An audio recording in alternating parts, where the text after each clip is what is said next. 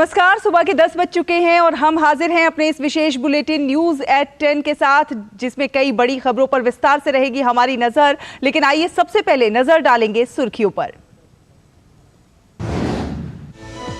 मध्य प्रदेश के दमोह, गुना और मुरैना में आज प्रधानमंत्री नरेंद्र मोदी करेंगे एक के बाद एक 3 चुनावी रैलियां। प्रियंका गांधी उज्जैन, देवास और इंदौर में करेंगी कांग्रेस का प्रचार, तो वहीं छत्तीसगढ़ में राहुल गांधी संभालेंगे मोर्चा।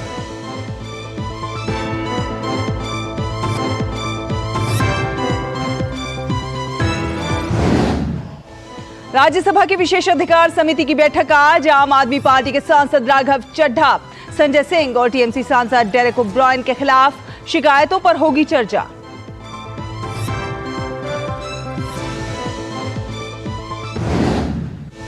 छोटे और सीमांत किसानों के उत्थान में सहकारी समितियों की भूमिका और जैविक उपज के महत्व पर आज दिल्ली में राष्ट्रीय संगोष्ठी। गृह एवं सहकारिता मंत्री अमित शाह होंगे मुख्य अतिथि।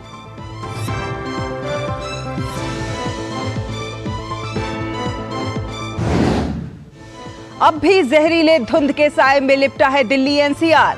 प्रदूषण कम करने के उपायों पर दिल्ली सरकार ने आज फिर बुलाई बैठक।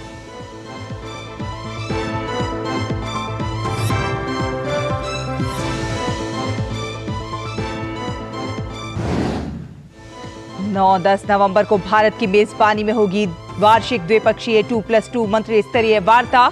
अमेरिकी विदेश मंत्री एंटनी ब्लिंकन और रक्षा मंत्री लॉयड ऑस्टिन होंगे बैठक में शामिल।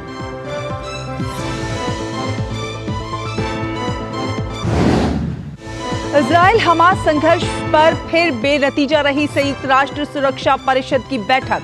युद्ध विराम को लेकर नहीं बन सकी कोई सहमति।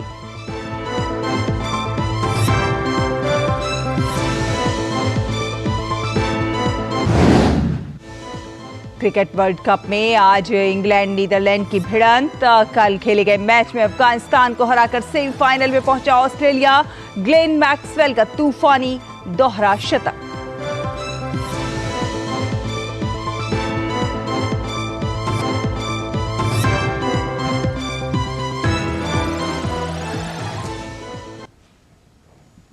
चलिए आप खबरों को देखते हैं विस्तार से। आपको बता दें कि राष्ट्रपति द्रौपदी मुर्मू उत्तराखंड के 3 दिवसीय दौरे पर हैं। अपने दौरे के दूसरे दिन आज राष्ट्रपति बद्रीनाथ धाम में दर्शन कर पूजा अर्चना करेंगी। उसके बाद उनका हेमवती नंदन बहुगुणा केंद्रीय विश्वविद्यालय के 11वें दीक्षांत समारोह को संबोधित करने का भी कार्यक्रम है। इसके अलावा राष्ट्रपति उत्तराखंड राज्य स्थापना दिवस पर कल देहरादून में आयोजित एक कार्यक्रम में भी शामिल होंगी।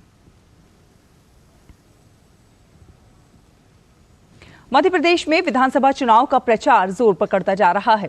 यहां 17 नवंबर को एक ही चरण में सभी 230 विधानसभा सीटों पर मतदान होंगे।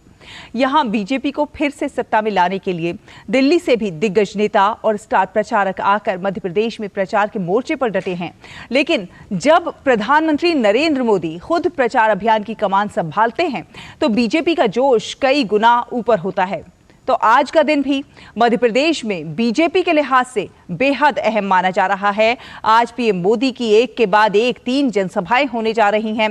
पहले दमोह में सुबह 11:30 बजे पीएम जनसभा को संबोधित करेंगे और उसके बाद प्रधानमंत्री की दूसरी चुनावी रैली गुना में होगी करीब दोपहर 1:45 पर। मुरैना में शाम 4 बजे प्रधानमंत्री नरेंद्र मोदी की आखिरी चुनावी रैली होगी।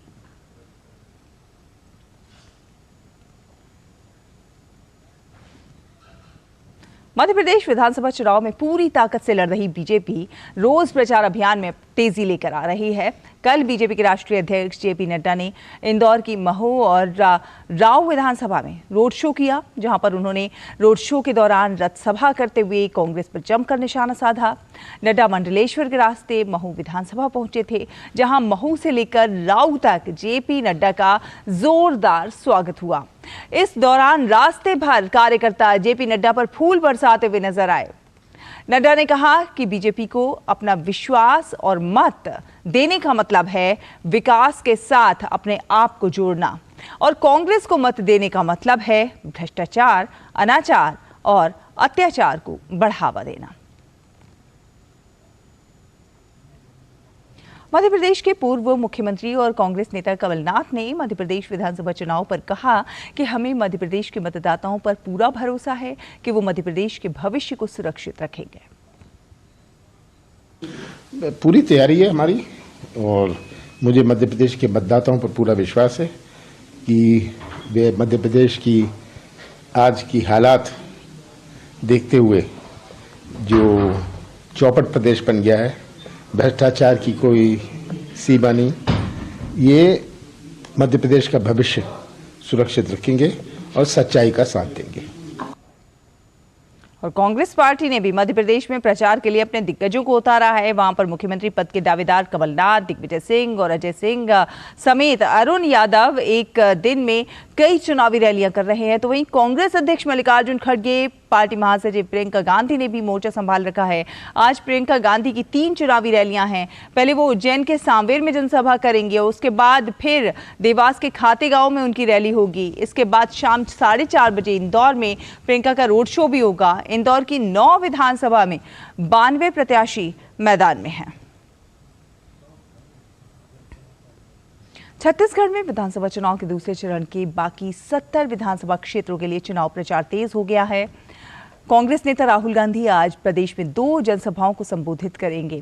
राहुल गांधी की पहली जनसभा दोपहर 12:30 बजे जशपुर में होगी, तो वहीं दोपहर 2:30 बजे अंबिकापुर में दूसरी रैली के जरिए राहुल गांधी मतदाताओं को लुभाने का प्रयास करेंगे। और आपको बता दें कि राज्यसभा की विशेषाधिकार समिति की आज बैठक होगी, जिसमें आम आदमी पार्टी के राज्यसभा सांसद राघव चड्ढा, संजय सिंह और टीएमसी सांसद डेरेक ओब्रायन के खिलाफ विशेषाधिकार हनन की लंबित शिकायतों पर चर्चा की जाएगी। 5 सांसदों ने विशेषाधिकार के उल्लंघन को लेकर राघव चड्ढा के खिलाफ शिकायत दर्ज कराई थी, जिसके बाद उन्हें राज्यसभा से निलंबित कर दिया गया था। आप सांसद पर दिल्ली सेवा विधेयक से संबंधित एक प्रस्ताव में 5 सांसदों के फर्जी हस्ताक्षर करने का आरोप लगाया गया है। राघव चड्ढा को तब तक के लिए निलंबित किया गया है जब तक उनके खिलाफ मामले की जांच कर रही विशेषाधिकार समिति अपनी रिपोर्ट नहीं सौंप देती। कमेटी ने 7 नवंबर को रिपोर्ट मांगी थी। वहीं आम आदमी पार्टी के राज्यसभा सांसद संजय सिंह को राज्यसभा के सभापति जगदीप धनखड़ ने संसद के पूरे मॉनसून सत्र के लिए निलंबित किया था। राज्यसभा की ओर से पहले ही कहा जा चुका है कि विशेषाधिकार समिति की जांच तक संजय सिंह राज्यसभा से निलंबित रहेंगे। संजय सिंह को अमर्यादित व्यवहार के कारण निलंबित किया गया है। इसके साथ ही टीएमसी सांसद डेरेक ओब्रायन को भी अमर्यादित व्यवहार के लिए निलंबित किया गया था।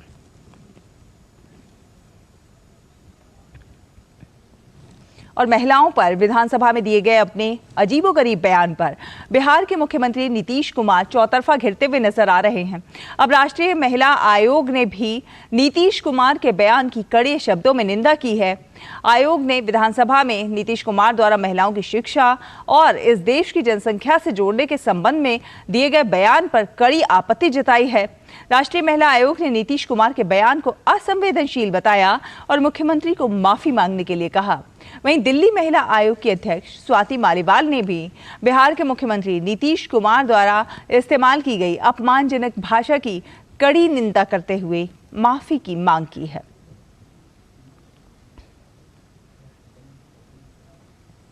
और सहकारिता मंत्री अमित शाह आज नई दिल्ली में जैविक उत्पाद को बढ़ावा देने पर राष्ट्रीय संगोष्ठी को संबोधित करेंगे। इस दौरान छोटे और सीमांत किसानों के उत्थान में सहकारी समितियों की भूमिका के साथ साथ जैविक उपज के महत्व पर चर्चा की जाएगी।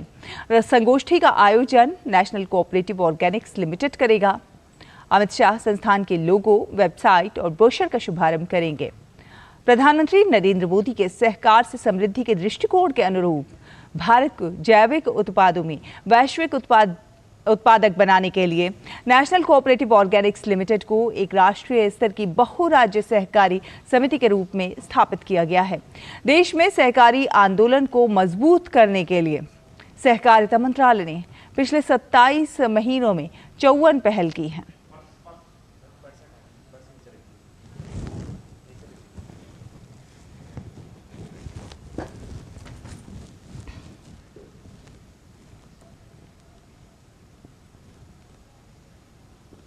फिलहाल एक छोटा सा ब्रेक के उस पार खबरों का सफर जारी है। आप देखते रहिए डीटी न्यूज। अब क्या देख रहे हो पापा? तुम क्या? पापा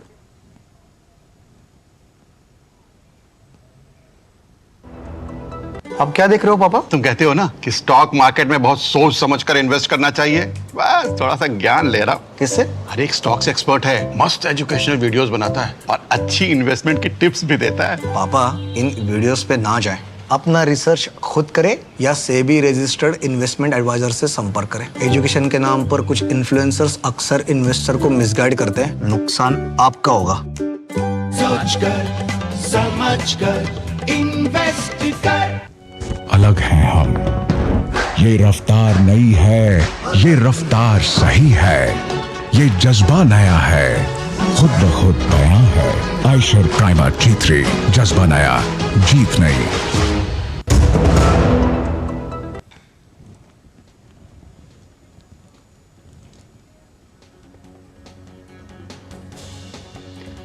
और ब्रेक के बाद स्वागत है आपका। आपको बता दें कि कल से भारत की मेजबानी में अमेरिका के साथ द्विपक्षीय 2+2 मंत्री स्तरीय वार्ता शुरू होगी। इस बैठक में अमेरिकी विदेश मंत्री एंटनी ब्लिंकन और रक्षा मंत्री लॉयड ऑस्टिन शामिल होंगे। विदेश मंत्री डॉक्टर एस जयशंकर और रक्षा मंत्री राजनाथ सिंह इस वार्ता में उनके साथ होंगे। इस महत्वपूर्ण बैठक में दोनों देशों के बीच ऐसे कई अहम मुद्दों पर बातचीत होगी जो इस समय दुनिया में हो रही हैं। साथ ही साथ भारत के साथ द्विपक्षीय संबंधों पर भी विस्तार से चर्चा होगी।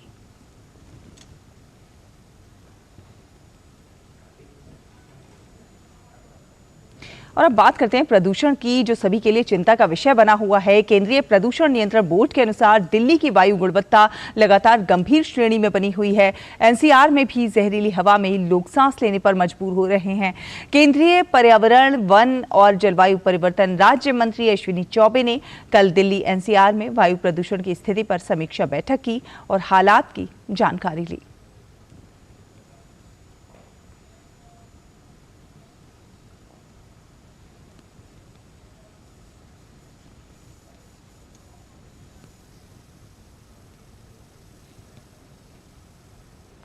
तो ये आप देख सकते हैं कि प्रदूषण की क्या स्थिति है। विजिबिलिटी बेहद कम, ऐसे में आवागमन पर खासा प्रभाव पड़ रहा है। लोगों को रास्ता देखने में मुश्किल आ रही है और जब प्रदूषण की ये स्थिति है तो ऐसे में हादसों का खतरा भी बढ़ जाता है। स्मोक की वजह से परेशानी तो है, लोगों को घुटन हो रहा है और बहुत परेशानी है। जिसको बीमारी है, जिसको दिक्कत है, उसको बहुत ज़्यादा घुटन हो रही है, सांस लेने में दिक्कत हो रही है। तो इसको सरकार को कुछ करना चाहिए। सुबह में और शाम को बहुत ज़्यादा पोल्यूशन होने लगता है, इससे जो है स्वास्थ्य खराब होता है। हॉस्पिटलों में जो है बहुत भीड़ हो रही है, इससे जो है पब्लिक को बहुत परेशानी हो रही है। और दिल्ली में सरकार को इससे कुछ बड़ा निर्णय लेना चाहिए और सरकार इसमें विफल हो रही है। ट्रैवल करते हुए हमें यहाँ पे बहुत प्रॉब्लम हो रही है। पॉल्यूशन की वजह से बहुत आंखों में जलन रहती है, सांस लेने में दिक्कत होती है। और दिल्ली में बढ़ते प्रदूषण के बीच ऑड इवन नीति को एक तरफ जहां सुप्रीम कोर्ट ने अवैज्ञानिक करार दिया है, तो वहीं दिल्ली वासियों का भी मानना है कि ऑड इवन से कुछ भी फर्क पड़ने वाला नहीं है, बल्कि परेशानी का और ज्यादा सामना करना पड़ेगा। साथ साथ दिल्ली सरकार ठोस कदम उठाने के बजाय सिर्फ और सिर्फ दिखावा कर रही है। देश की राजधानी दिल्ली इन दिनों वायु प्रदूषण की वजह से देश ही नहीं विदेशों में भी चर्चा का विषय बनी हुई है। सबसे अधिक प्रदूषित शहरों में शुमार दिल्ली लोगों का दम घोट रही है। समस्या से निजात पाने के लिए चौतरफा घिरी दिल्ली सरकार ने आगामी 13 तारीख से ऑड इवन नीति अपनाने की घोषणा कर दी, जिसके बाद इस पूरे मामले में सुप्रीम कोर्ट ने तल्ख तेवर अपनाते हुए न सिर्फ दिल्ली और पंजाब सरकार को लताड़ लगाई, बल्कि कहा कि जल्द ही समस्या का समाधान किया जाए। साथ ही सुप्रीम कोर्ट ने दिल्ली सरकार की ऑड इवन नीति को अवैज्ञानिक करार दिया। दरअसल 2016 में भी ऑड इवन फॉर्मूला अपनाया गया था, जो कि पूरी तरह फेल रहा। IIT कानपुर की एक स्टडी में पता चला है कि 2016 में दिल्ली में ऑड इवन लागू होने के पहले PM 2.5 का लेवल 163.51 माइक्रोग्राम प्रति क्यूबिक मीटर था। स्कीम लागू होने के दौरान PM 2.5 का लेवल बढ़कर 186.98 माइक्रोग्राम प्रति क्यूबिक मीटर हो गया और स्कीम खत्म होने के बाद ये 197.45 माइक्रोग्राम पर क्यूबिक मीटर था।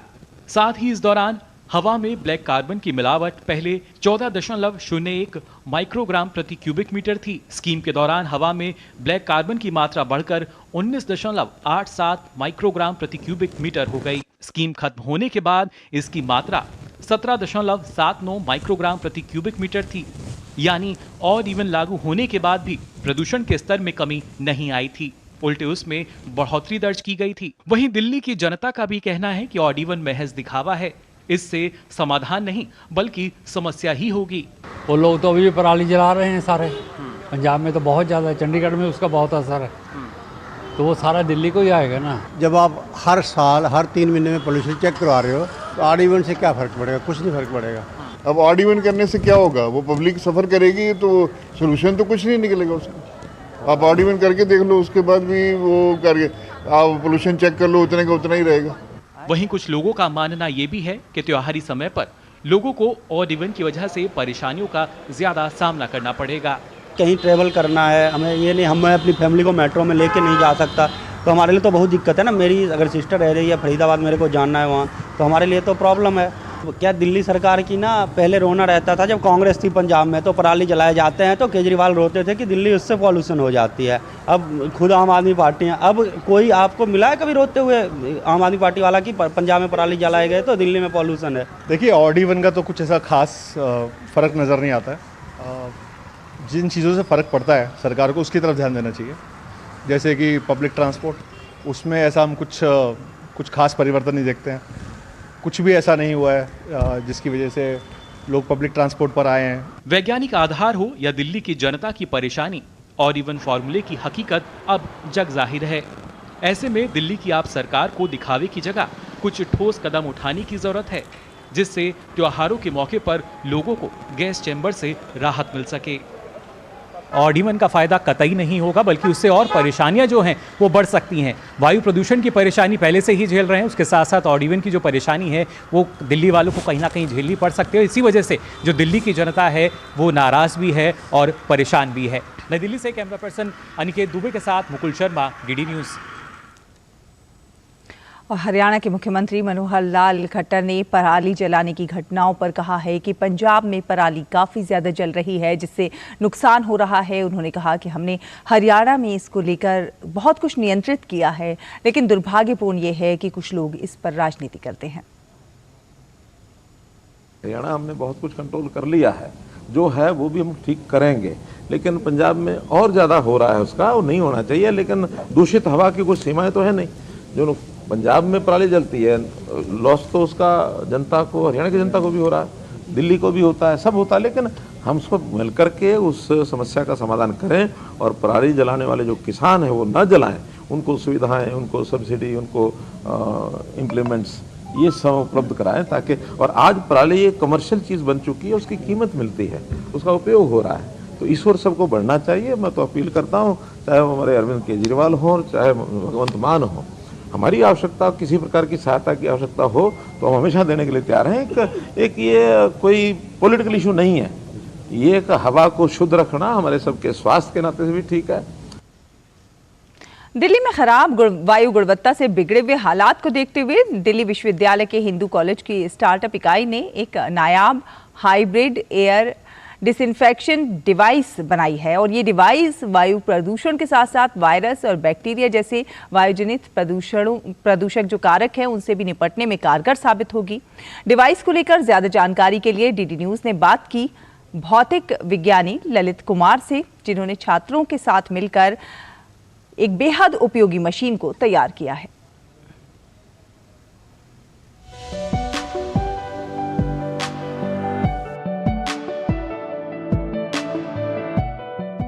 दिल्ली में पोल्यूशन ने एक भयावह स्थिति हासिल की है। इससे निजात कैसे पाया जाए, इससे बचा कैसे जाए?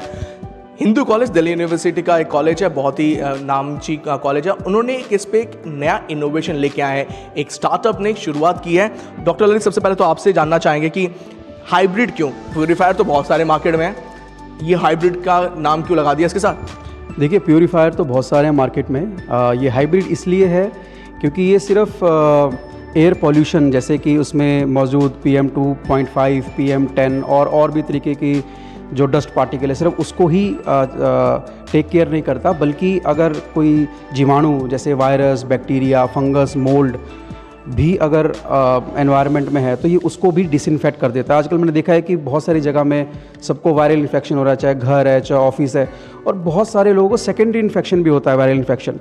तो किसी भी जगह पे अगर ये मशीन इंस्टॉल कर दी जाए तो ना केवल ये वायु प्रदूषण को देखेगा, टेक केयर करेगा, बल्कि जीवाणु जो इस तरह के हवा में होंगे ये उनको भी डीएक्टिवेट कर देगा। तो हमें बिल्कुल क्लीन, बिल्कुल साफ़ हवा मिलेगी जिसमें ना तो पॉल्यूशन होगा ना किसी तरह का कोई जीवाणु होगा। प्रोफेसर अंशु, आपसे ये जानना चाहेंगे कि कितना इम्पोर्टेंट है हिंदू कॉलेज के लिए, क्योंकि हर कोई कहता है कि मेक इन इंडिया करे, इनोवेशन इंडिया करे, लेकिन आप लोग वॉक द टॉक कर रहे हैं। मैं सबसे पहले आभार प्रकट करना चाहूँगी हमारे माननीय प्रधानमंत्री जी का, जिन्होंने स्कीम्स जैसे मेक इन इंडिया, आत्मनिर्भर भारत और इनोवेशन काउंसिल्स या स्टार्टअप पॉलिसी, इस तरह की स्कीम्स से हम सबको प्रेरित किया। ये जो मशीन है ये ना सिर्फ पावरफुल है बल्कि ये बहुत एफिशिएंट है। एफिशिएंट से मेरा मतलब है कि जितना टाइम नॉर्मल जो मार्केट में मशीन्स हैं लेती हैं एयर को प्योरीफाई करने में,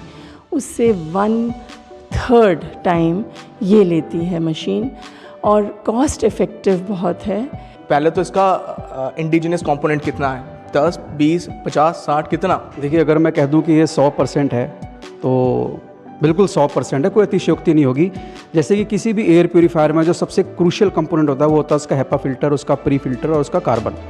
तो ये बिल्कुल मेक इन इंडिया है एंड आई एम रियली, मुझे बड़ी गर्वित महसूस होते हैं, मैं भी, मेरी टीम भी और सब, कि जब वो प्रोडक्ट जो चाइना से 99.99% कंपनीज़ एयर प्योरीफायर जो बना रही है वो इंपोर्ट करती हैं और हम इंडिया में ही वो बना लेते हैं। इस तरीके का हाइब्रिड इंडिया में क्या है या नहीं है? पहले देखिए, हाइब्रिड सिर्फ एक कंपनी इंपोर्ट करती है, वो भी रशिया से, मेड इन रशिया है वो। ये हमारा मेड इन इंडिया है। वो 1,25,000 है। हम शानदार ये मशीन जो कि पर्यावरण प्रदूषण से लड़ने में कारगर साबित होगी, लोग इसे घरों के अंदर लगा सकेंगे। फिलहाल अगली खबर का रुख करते हैं। आपको बता दें, प्रधानमंत्री नरेंद्र मोदी ने लालकृष्ण आडवाणी को उनके जन्मदिन की शुभकामनाएं दी हैं। प्रधानमंत्री नरेंद्र मोदी ने एक्स पर कहा है कि श्री लालकृष्ण आडवाणी जी को जन्मदिन की हार्दिक शुभकामनाएं। वो ईमानदारी और समर्पण के प्रतीक हैं, जिन्होंने महान योगदान दिया है, जिससे हमारा देश मजबूत हुआ है। उनके दूरदर्शी नेतृत्व ने राष्ट्रीय प्रगति और एकता को आगे बढ़ाया है। मैं उनके अच्छे स्वास्थ्य और लंबी उम्र की कामना करता हूं। राष्ट्र निर्माण की दिशा में उनके प्रयास 140 करोड़ भारतीयों को प्रेरित करते रहते हैं।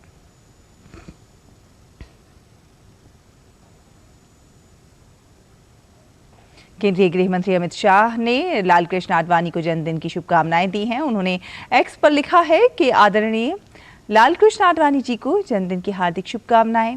आडवाणी जी ने अपने अथक परिश्रम और संगठन कौशल से पार्टी को सींचने और कार्यकर्ताओं को गढ़ने का काम किया।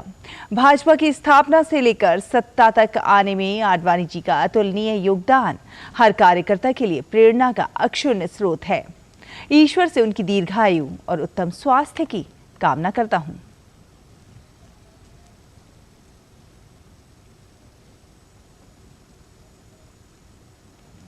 और अब अगली खबर, आपको बता दें कि सरकार ने गुमराह करने वाले और डीप फेक वीडियो की पहचान करने के संबंध में सोशल मीडिया कंपनियों के लिए परामर्श जारी किया है।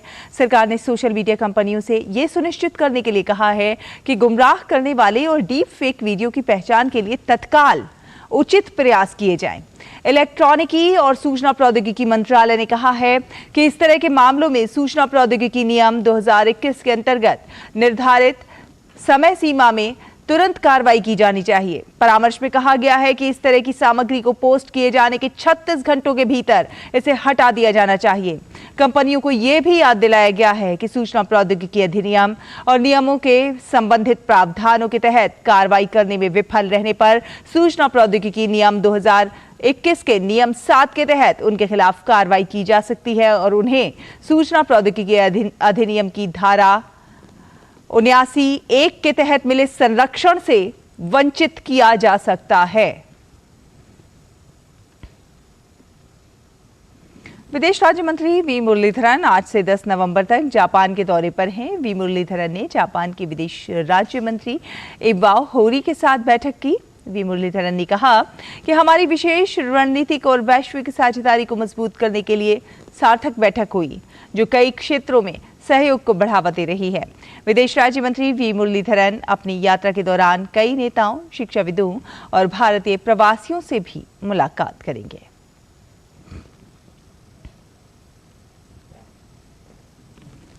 और नीति आयोग आज नई दिल्ली में नारी शक्ति, महिलाओं के नेतृत्व वाले विकास की ओर विषय पर एक कार्यशाला का आयोजन कर रहा है। ये कार्यशाला नई दिल्ली में G20 नेताओं की घोषणा में चर्चा किए गए 10 विषयों पर आयोजित की जा रही है। G20 फीडर विषयगत कार्यशालाओं की श्रृंखला के अंतर्गत 8वीं कार्यशाला होगी। ये कार्यशाला लैंगिक समानता और सशक्तिकरण पर काम करने वाले विशेषज्ञों, उद्यमियों, नव प्रवर्तकों, शिक्षाविदों, थिंक टैंकों के प्रतिनिधियों और सरकार के विभिन्न विचारों को एक साथ लाने का प्रयास करेगी, ताकि इसमें उल्लिखित उद्देश्यों और नई दिल्ली G20 नेताओं की घोषणा में उल्लिखित परिणामों को प्राप्त करने के लिए आगे बढ़ने के रास्ते और आवश्यक संसाधनों की पहचान की जा सके। और आपको बता दें कि राजस्थान में कानून व्यवस्था एक बार फिर से तार-तार हुई है। जयपुर में बीती रात एक ऐसी घटना का वीडियो सामने आया है जिसे देखकर कोई भी हैरान हो जाएगा। जयपुर के मानसरोवर पुलिस थाना क्षेत्र में Jaipur engineering college and research centre university की बस पर हमला किया गया। बस में मौजूद छात्र छात्राओं ने वीडियो बनाया। वीडियो अब सोशल मीडिया पर जमकर वायरल हो रहा है। केंद्रीय मंत्री गजेंद्र सिंह शेखावत ने वीडियो शेयर करते हुए कांग्रेस सरकार पर हमला बोला है।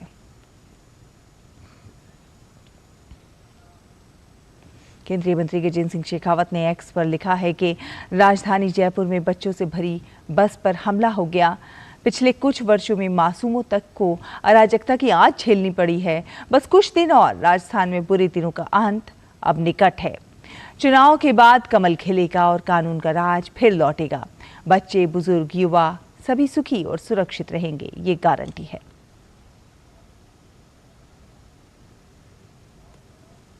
खबर छत्तीसगढ़ की। छत्तीसगढ़ के बीजापुर जिले में पुलिस के साथ जबरदस्त मुठभेड़ में 2 नक्सली ढेर हो गए। बीजापुर पुलिस ने नक्सलियों के मारे जाने की पुष्टि की है।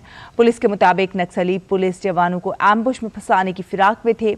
हालांकि जवानों ने नक्सलियों के मंसूबों को नाकाम कर दिया और उन्हें जंगल की तरफ खदेड़ दिया।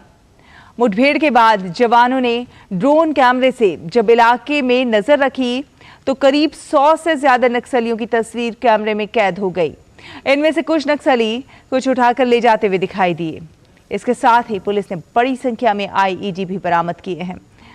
कोबरा 202 और CRPF 85वीं बटालियन के द्वारा मौके से बरामद IED को निष्क्रिय कर दिया गया। चुनावों के दौरान तैनात सुरक्षा बलों को निशाना बनाने की नियत से ये IED लगाए गए थे, लेकिन सुरक्षा बलों की सतर्कता और सूझबूझ से माओवादियों के नापाक मंसूबों को विफल कर दिया गया।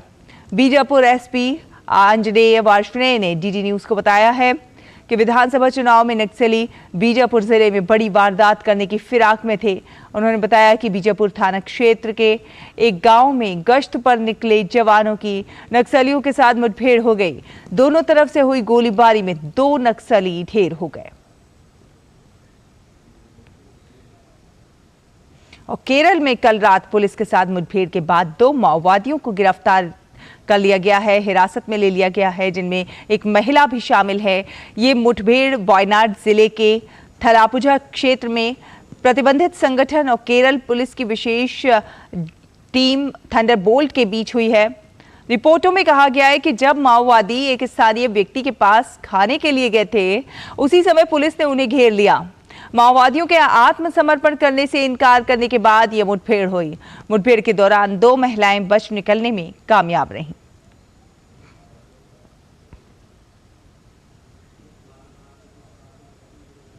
और जम्मू कश्मीर में राज्य जांच एजेंसी यानी कि SIA दक्षिण कश्मीर के अनंतनाग और पुलवामा जिलों में कई स्थानों पर छापेमारी कर रही है। जानकारी के मुताबिक ये छापेमारी टेरर फंडिंग के मामले में हो रही है। इससे पहले भी एजेंसी टेरर फंडिंग मामले में कई बार छापेमारी कर चुकी है।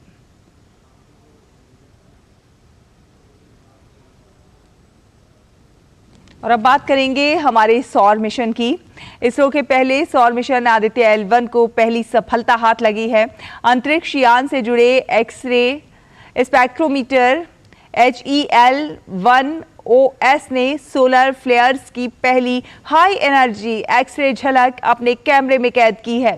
सौर वातावरण के अचानक चमकने को सोलर फ्लेयर कहते हैं।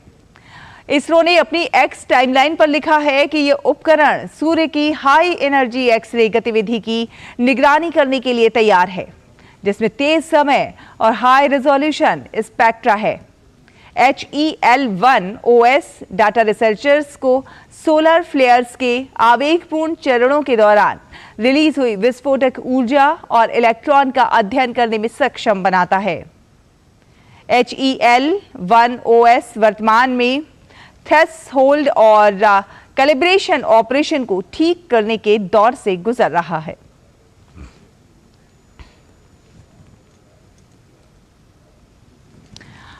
उन्नीस 1971 के भारत पाकिस्तान युद्ध में बहादुरी की नई गाथा लिखने वाले तत्कालीन सेना प्रमुख फील्ड मार्शल सैम मानेकशॉ की बायोपिक सैम बहादुर का ट्रेलर रिलीज हो गया है। फिल्म का ट्रेलर दिल्ली छावनी स्थित मानेकशॉ सभागार में जारी किया गया। सेना प्रमुख जनरल मनोज पांडे ने फिल्म का ट्रेलर लॉन्च किया। इस अवसर पर फिल्म की टीम भी मौजूद थी। इसमें फिल्म में मुख्य भूमिका निभाने वाले विकी कौशल, फिल्म निर्देशक मेघना गुलजार और फिल्म के निर्माता रॉनी स्क्रूवाला भी शामिल हैं। फिल्म 1 दिसंबर को सिनेमाघरों में रिलीज होगी। फिल्म में फील्ड मार्शल सैम मानेकशॉ के देशभक्ति के जज्बे को दिखाया गया है।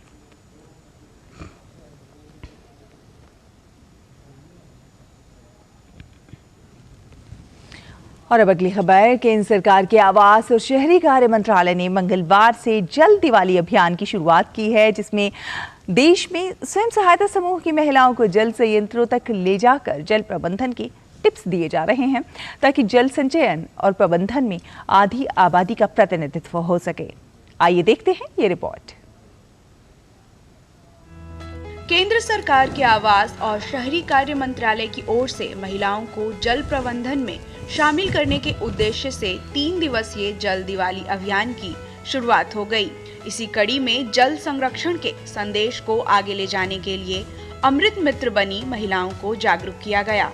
स्वयं सहायता समूह की महिलाओं को एक प्लेटफॉर्म मुहैया कराने के लिए चंडीगढ़ नगर निगम की ओर से मंगलवार को एक कार्यक्रम के तहत महिलाओं को 2 जल शोधन संयंत्रों का दौरा करवाया गया और जल संरक्षण के प्रति लोगों को संवेदनशील बनाने के लिए प्रेरित भी किया गया। पानी का महत्व भी लोगों को समझाना है। उसमें घर की महिला को अगर हम समझाते हैं तो वो परिवार में बहुत अच्छे से सबको बताती होती है कि इस तरह से आपने पानी को इस्तेमाल करना है, वेस्ट नहीं करना है।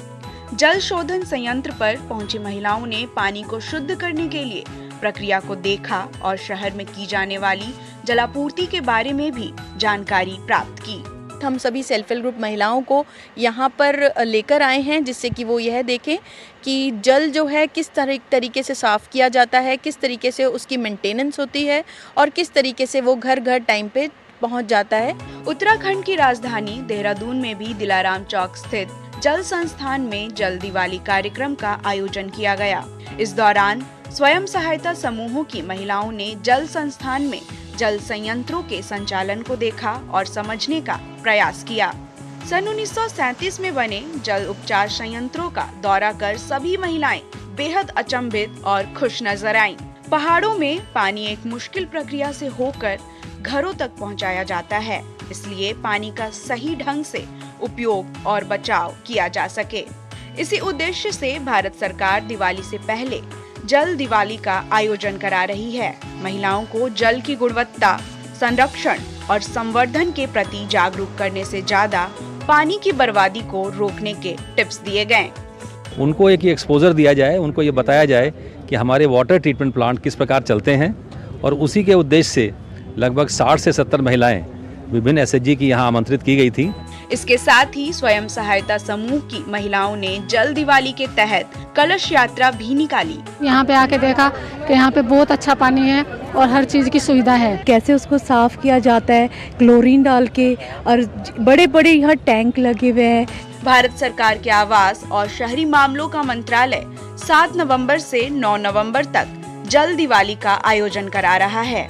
यह कार्यक्रम अमृत और NULM योजनाओं का एक संयुक्त प्रयास है।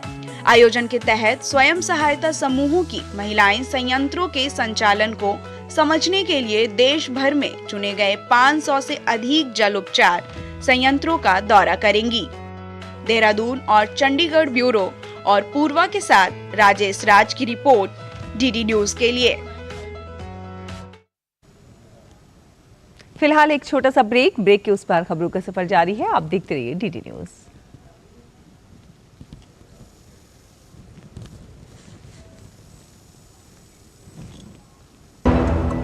अब क्या देख रहे हो पापा? तुम कहते हो ना कि स्टॉक मार्केट में बहुत सोच समझकर इन्वेस्ट करना चाहिए, बस थोड़ा सा ज्ञान ले रहा हूं। किससे? हर एक स्टॉक्स एक्सपर्ट है, मस्त एजुकेशनल वीडियोस बनाता है और अच्छी इन्वेस्टमेंट की टिप्स भी देता है। पापा इन वीडियोस पे ना जाएं, अपना रिसर्च खुद करें या सेबी रजिस्टर्ड इन्वेस्टमेंट एडवाइजर से संपर्क करें। एजुकेशन के नाम पर कुछ इन्फ्लुएंसर्स अक्सर इन्वेस्टर को मिसगाइड करते हैं, नुकसान आपका होगा। सोचकर समझकर इन्वेस्ट कर। अलग हैं हम, ये रफ्तार नई है, ये रफ्तार सही है, ये जज्बा नया है, खुद ब खुद बयां है। आयशर प्राइमर G3, जज्बा नया, जीत नई।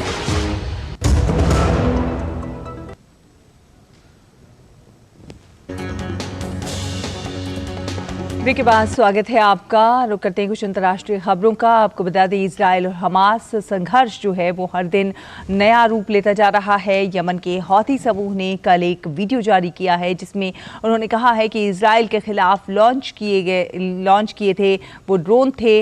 अल मसीरा द्वारा प्रसारित उनके सशस्त्र बलों के एक बयान के अनुसार हौथी समूह ने 6 नवंबर इजराइल के अंदर ड्रोन का एक नया बैच लॉन्च किया था। आपको बता दें कि हौथी की सेना ने यमन की राजधानी सना से 1000 मील से भी अधिक दूरी पर इजराइल हमास युद्ध में घुसपैठ की है।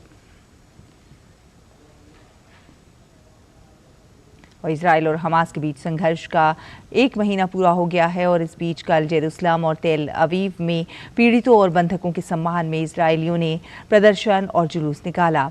कल शाम ही यरूशलेम में सैकड़ों लोग इजराइल संसद के बाहर एकत्रित हुए और 7 अक्टूबर की दर्दनाक घटनाओं पर सरकार की निष्क्रियता और विफलताओं का विरोध किया।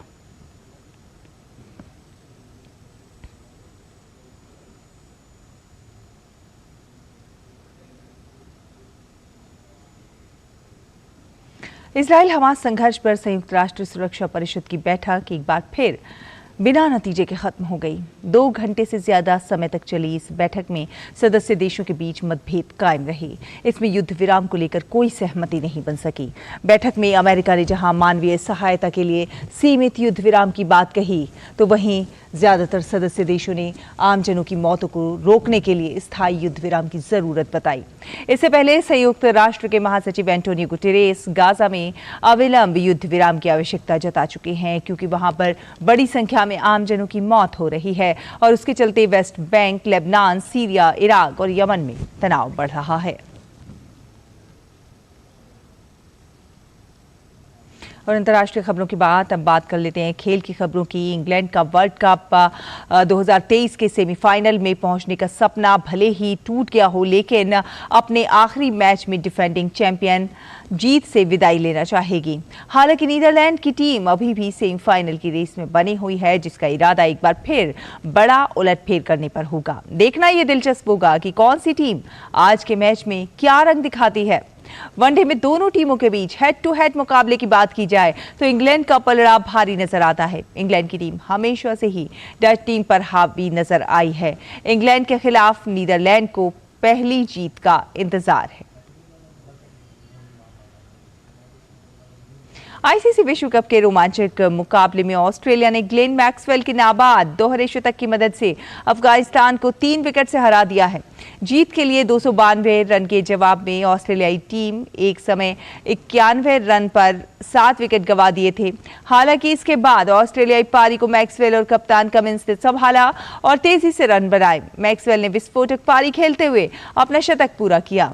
इस पारी के दौरान मैक्सवेल चोटिल भी हो गए, लेकिन इसके बावजूद उन्होंने क्रीज नहीं छोड़ी और तेजी से रन बनाना जारी रखा। मैक्सवेल और कमिंस के बीच 8वें विकेट के लिए 170 गेंद पर 202 रनों की नाबाद साझेदारी निभाई गई। मैक्सवेल ने छक्का लगाकर न केवल अपना दोहरा शतक पूरा किया, बल्कि टीम को 3 विकेट से रोमांचक जीत भी दिला दी। मैक्सवेल ने 128 गेंद पर 21 चौके और 10 छक्के की मदद से नाबाद 201 रन बनाए। कमिंस ने 68 गेंद पर नाबाद 12 रनों की पारी खेली। इससे पहले अफगानिस्तान ने टॉस जीतकर पहले बल्लेबाजी करने का फैसला किया। गुरबाज 21 रन बनाकर पहले विकेट के रूप में आउट हुए। उसके बाद इब्राहिम जदरान और रहमत शाह ने पारी को संभाला और रन बनाना जारी रखा। रहमत शाह ने 30 रनों की पारी खेली, तो वहीं इब्राहिम जदरान ने शतक लगाया। कप्तान शाहिदी ने 26 रनों की पारी खेली, वहीं उमरजाई ने 22 और मोहम्मद नबी ने 12 रन का योगदान दिया। अंतिम के ओवरों में राशिद खान और जदरान ने तेजी से रन बनाए, जिसकी मदद से अफगानिस्तान ने 50 ओवर में 5 विकेट पर 291 रन बनाने में सफलता हासिल की। इब्राहिम जदरान ने नाबाद 129 और राशिद खान ने 18 गेंद पर नाबाद 35 रनों की पारी खेली।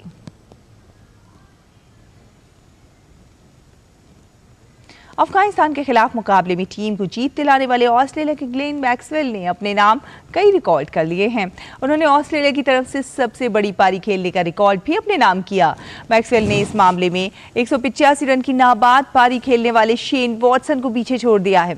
इसके अलावा वनडे क्रिकेट में रनों का पीछा करते हुए ग्लेन मैक्सवेल ने सबसे बड़ी पारी खेलने का रिकॉर्ड भी अपने नाम कर लिया। मैक्सवेल ने इस मामले में फखर जमान को पीछे छोड़ दिया। ग्लेन मैक्सवेल वनडे क्रिकेट में सबसे बड़ी पारी खेलने वाले नॉन ओपनर बल्लेबाज बन गए हैं। वहीं वनडे क्रिकेट में ग्लेन मैक्सवेल ने दूसरा सबसे तेज दोहरा शतक जमाया है। मैक्सवेल ने इस मामले में क्रिस गेल को पीछे छोड़ दिया है।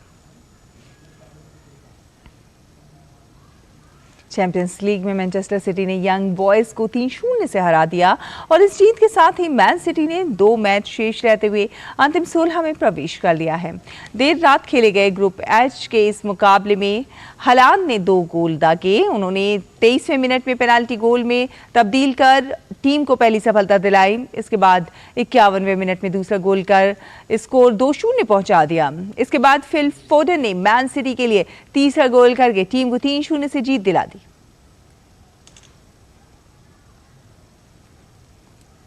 चैंपियंस लीग में ग्रुप स्तर पर खेले गए एक अन्य मुकाबले में एसी मिलान ने पेरिस सेंट जर्मेन को 2-1 से हरा दिया। दोनों टीमों के बीच रोमांचक मैच में पहला गोल पीएसजी की तरफ से 9वें मिनट में मिलान स्क्रिनियार ने किया।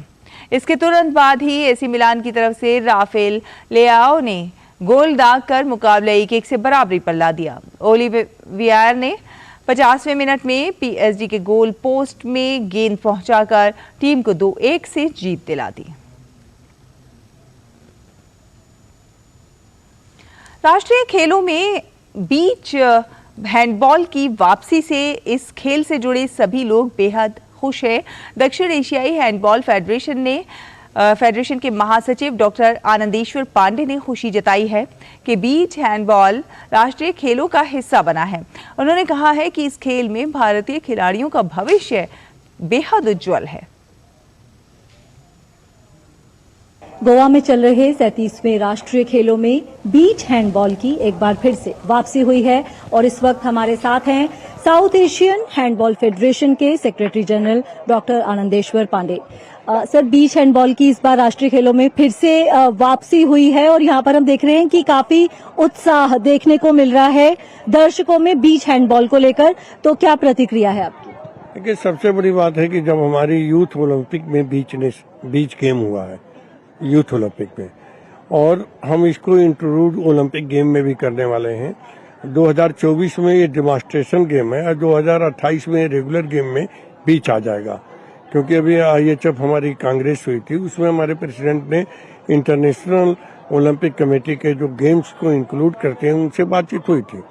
आप देखते होंगे कि बीच गेम अपने आप में एक बहुत ज्यादा इंटरेस्टिंग गेम है और हमारी एशियन चैंपियनशिप होती है, बीच एशियन गेम्स भी होते हैं।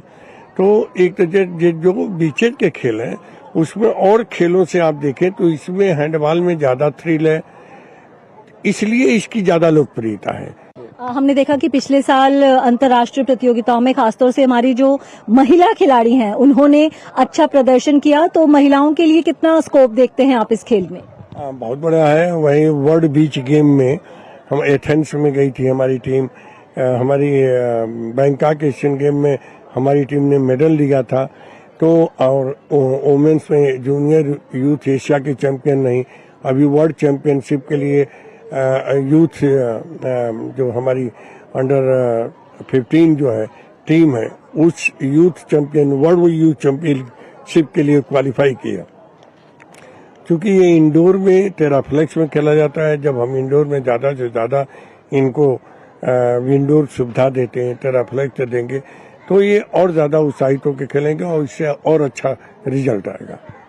गोवा में जैसे पहली बार राष्ट्रीय खेलों का आयोजन हो रहा है और गोवा अपने बीचेस के लिए मशहूर है, तो गोवा के राष्ट्रीय खेलों में अब जब बीच हैंडबॉल को शामिल किया गया तो आपको लगता है कि लोकप्रियता में और ज्यादा हमें इजाफा देखने को मिलेगा? एकदम मिलेगा, बिल्कुल निश्चित ही मिलेगा। कि यहाँ पर आम जनता की, जैसे आज भी देख रहे हैं जब मैच होता है तो जो टूरिस्ट आ रहा है वो टूरिस्ट बीच छोड़ के हैंडबॉल मैच देखने आ रहा है, तो एक तरह से इसका क्रेज बढ़ रहा है। दूसरे दूरदर्शन से लाइव जा रहा है तो हर घरों में इसको दिखाया जा रहा है। बीच का ये मतलब नहीं कि हम बीच ही में, जहाँ बीच नहीं आर्टिफिशियल बीच बना सकते हैं, 9 सेंटीमीटर का रेत जो है फिक्स करके और उस पर हम खेल सकते हैं। तो ये निश्चित है कि गोवा के वजह से जो पहले इसकी लोकप्रियता थी उससे कई गुना ज़्यादा बढ़ गई है। बहुत बहुत शुक्रिया हमारे साथ बात करने के लिए। और फिलहाल बुलेटिन में वक्त एक और छोटे से ब्रेक का हो गया है, जल्द हाजिर होंगे। आप देखते रहिए डीडी न्यूज़।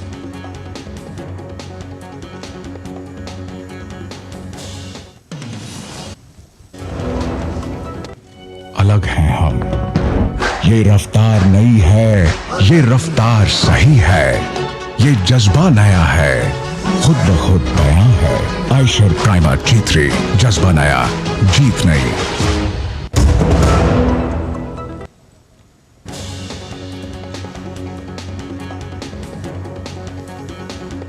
ब्रेक के बाद स्वागत है आपका। आपको बता दें, पैरा टेनिस खिलाड़ी प्रमोद भगत ने पैरा एशियाई खेलों में अपनी जीत पर खुशी जाहिर करते हुए कहा है कि प्रधानमंत्री की खेलों को लेकर जो विजन है उससे देश में खेल आगे बढ़ रहे हैं। उन्होंने खेलों को आगे बढ़ाने को लेकर सरकार द्वारा किए जा रहे प्रयासों की सराहना की है। ये मेरा 4th एशियन गेम्स था और मेरे लिए बहुत इंपॉर्टेंट था कि मुझे यहाँ परफॉर्म करना था और मैं 3 इवेंट में पार्टिसिपेट कर रहा था, तो थोड़ी प्रेशर थी। बट मेरा यही था कि मैं लास्ट 2018 एशियन गेम में मेरे गोल्ड आए थे, तो मैं अपने गोल्ड को डिफेंड कर रहा था, जो कि मैंने कर पाया और सिंगल्स में गोल्ड आया मुझे। इसमें गवर्नमेंट का बहुत बड़ा हाथ है। जैसे हमारे PM सर है, उनका जो लक्ष्य है स्पोर्ट्स के लिए बहुत ही यूनिक है और स्पोर्ट्स को बहुत लाइक करते हैं और स्पोर्ट्स को आगे बढ़ाने के लिए जैसे कि टॉप स्कीम हो गए, खेलो इंडिया हो गए और बहुत सारे जो कैरिकुलम है वो करते रहते हैं स्पोर्ट्स के लिए जिसका कारण है कि स्पोर्ट्स आगे बढ़ रहा है। पैरा ओलंपियन और पैरा एशियन चैंपियनशिप में रजत पदक विजेता निषाद कुमार का मानना है कि खिलाड़ियों को सरकार का पूरा समर्थन मिल रहा है। उन्होंने कहा कि टॉप स्कीम के तहत खिलाड़ियों को तमाम सुविधाएं दी जा रही हैं, जिससे मेडल में इजाफा हुआ है। जी बहुत अच्छी बात है और मैंने गोल्ड मेडल जीता और देशवासियों का सपोर्ट था, सभी का आशीर्वाद था और दुआएं थी, ब्लेसिंग थी, तो मैंने गोल्ड मेडल जीता और फर्स्ट गोल्ड मेडल है मेरा एज बड़े कंपटीशन में और गेम्स में, और बहुत अच्छा लग रहा है, प्राउड फील हो रहा है कि गोल्ड मेडल जीता मैंने देश के लिए। 4 साल से टॉप स्कीम में हूँ और टॉप स्कीम में काफ़ी मेरे को बेनिफिट फैसिलिटीज़ मिल रही है, जिसमें मैं इंटरनेशनल भी ट्रेनिंग कर पा रहा हूँ और मैं साई बेंगलोर में ट्रेनिंग करता हूँ वहाँ मेरे कोच सत्यनारायण जी हैं और उनके अंडर कोचिंग करता हूँ। और मैं गवर्नमेंट का सपोर्ट काफ़ी है, जिसमें आप देख रहे हैं कि जैसे पिछली बार हमने 79 मेडल जीते और अब की बार हमने ऑलमोस्ट डबल मेडल जीते हैं। जैसे ही गवर्नमेंट का सपोर्ट डबल हुआ वैसे ही खिलाड़ियों के और मेडल जीते हैं, तो बहुत अच्छी बात है हमारे लिए और पूरे देश के लिए कि स्पोर्ट्स को इतना बढ़ावा मिल रहा। कहते हैं कि नींद की समस्या कई लोगों को प्रभावित करती है। अच्छी सेहत के लिए अच्छी नींद होना भी बहुत ज़रूरी है। अच्छी नींद के लिए क्या कुछ करना ज़रूरी है, चलिए आपको दिखाते हैं।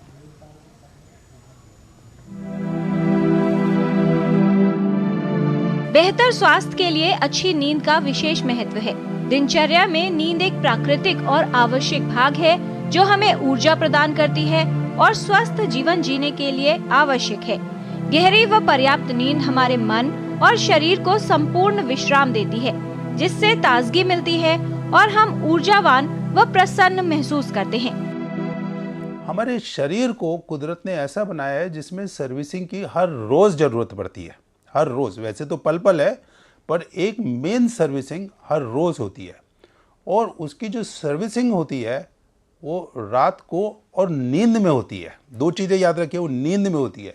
चाहे वो आपका डीएनए हो, चाहे वो आपका केमिस्ट्री हो, चाहे आपकी फिजिकल बॉडी हो, चाहे आपकी कोई इंजरी हो गई हो उससे रिकवर करना है, चाहे बीमारी हो, नींद से वो रिकवरी होती है। तो आप ये मान के चलिए कि नींद का जो समय है वो बॉडी सर्विसिंग का टाइम है और उससे आपका स्वास्थ्य बना रहेगा। नींद की समस्याएं काफी लोगों को परेशान करती हैं। नींद का हमारे स्वास्थ्य के साथ गहरा संबंध है। हर आयु के लोगों में नींद संबंधित समस्याएं देखी जाती हैं। कारण भले ही अलग हों, लेकिन बच्चों से लेकर बड़ों तक कोई भी इससे प्रभावित हो सकता है। यदि नींद ठीक से न आए तो इसका प्रभाव व्यक्ति के स्वास्थ्य पर पड़ता है और कई तरह की स्वास्थ्य समस्याओं का खतरा बढ़ जाता है। यदि नींद न आना रोज की बात बन जाए तो इसका प्रभाव शारीरिक और मानसिक स्वास्थ्य पर साफ नजर आने लगता है। उसका कारण है जो रोशनी आती है वो आंखों के द्वारा सीधी दिमाग के अंदर जाती है और एक ग्लैंड होता है, एक ग्रंथि होती है जिसको हम पाइनियल ग्लैंड कहते हैं। और वो पाइनियल ग्लैंड से जो हार्मोन रिलीज होता है वो नींद के लिए बड़ा महत्वपूर्ण होता है, बहुत महत्वपूर्ण होता है। इनफैक्ट वो एक जो हमारा जिसको हम डायर्नल रिदम कहते हैं, बायो रिदम कहते हैं, या जो साइंस में क्रोनोबायोलॉजी कहलाता है, उसको रेगुलेट करता है कि जो इस साइकिल है हमारी सोने की और जागने की, ये सूरज के ऊपर निर्भर नहीं है, ये उस क्रोनोबायोलॉजी के ऊपर निर्भर है। तो अगर लाइट जाके रात को जब आप सो रहे हैं, दिन में वो जाती है, और जब आप लाइट जली रहती है रात को सोने से पहले तो वो जाके उसको डिस्टर्ब करती है। और इसलिए लाइट बिल्कुल नहीं होनी चाहिए, बिल्कुल नहीं होनी चाहिए। आप पर्दे डाल दीजिए, आप चादर ओढ़ लीजिए, आप कुछ भी करिए, लेकिन लाइट नहीं होनी चाहिए। ये समझना जरूरी है कि अच्छी नींद के लिए क्या उपाय किए जाएं। यदि आपको नींद की समस्या है, नींद नहीं आती या बार बार नींद टूट जाती है तो इसे नजरअंदाज न करें। एक विशेषज्ञ को अवश्य दिखाएं और जानें कि नींद की समस्या का कारण क्या है और उसका सही इलाज करवाएं। किरण भारद्वाज, डीडी न्यूज। तो रोजाना अच्छी नींद लें और खुद से, अपने शरीर से कई बीमारियों को दूर भगाएं। फिलहाल इस बुलेटिन में इतना ही, लेकिन डीडी न्यूज पर खबरों का सफर लगातार जारी रहेगा। आप देखते रहिए डीडी न्यूज। नमस्कार।